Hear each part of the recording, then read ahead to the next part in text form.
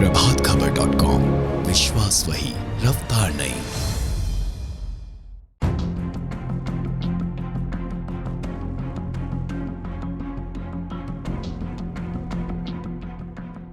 राज्य में बनाई जा रही असंवैधानिक नीतियों व विधि के विरुद्ध लिए जा रहे निर्णयों से युवाओं के हाथ से नौकरी निकलती जा रही है।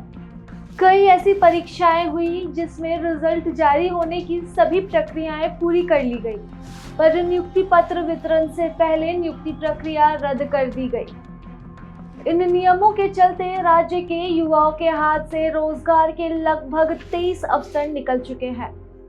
इस वर्ष 2011 में प्राथमिक व मध्य विद्यालय में 13,000 शिक्षकों की नियुक्ति प्रक्रिया शुरू की गई थी। इससे पूर्व केंद्र सरकार ने शिक्षा का अधिकार अधिनियम लागू कर दिया था। अधिनियम के अनुरूप 8वीं तक में नियुक्ति के लिए शिक्षक पात्रता परीक्षा अनिवार्य कर दिया गया था।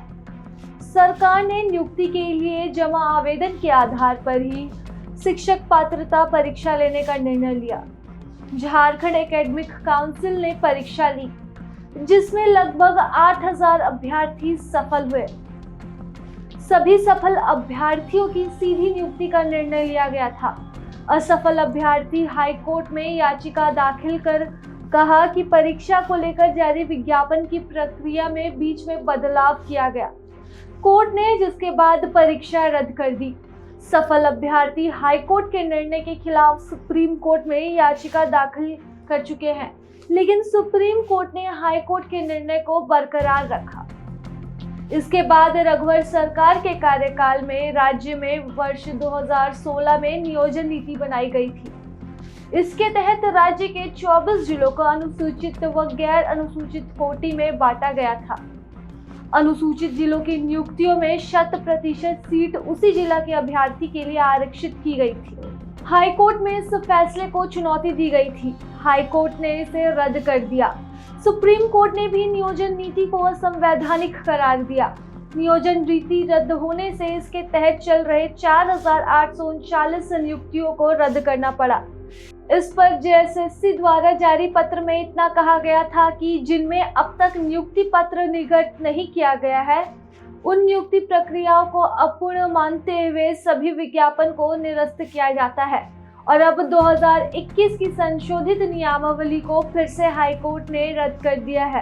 पर हुई नियुक्ति व चल रही प्रक्रिया को भी रद्द कर दिया गया है। इस नियमावली के तहत लगभग 13 नियुक्ति प्रक्रिया चल रही थी। इसके अलावा 2 में प्रक्रिया पूरी हो गई थी।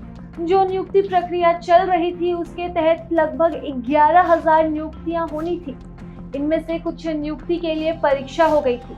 कुछ परीक्षाओं की तिथि घोषित हो चुकी थी। आयोग ने पिछले दिनों जारी परीक्षा कैलेंडर भी वापस ले लिया है। 5 परीक्षाओं को स्थगित कर दिया गया है। यानी कि कुल मिलाकर कहा जाए तो तमाम गलत नीतियों का सीधा असर छात्रों के भविष्य पर पड़ता जा रहा है और सरकारी परीक्षा के लिए निर्धारित उम्र घटते जा रही है। प्रभातखबर.com, विश्वास वही, रफ्तार नहीं।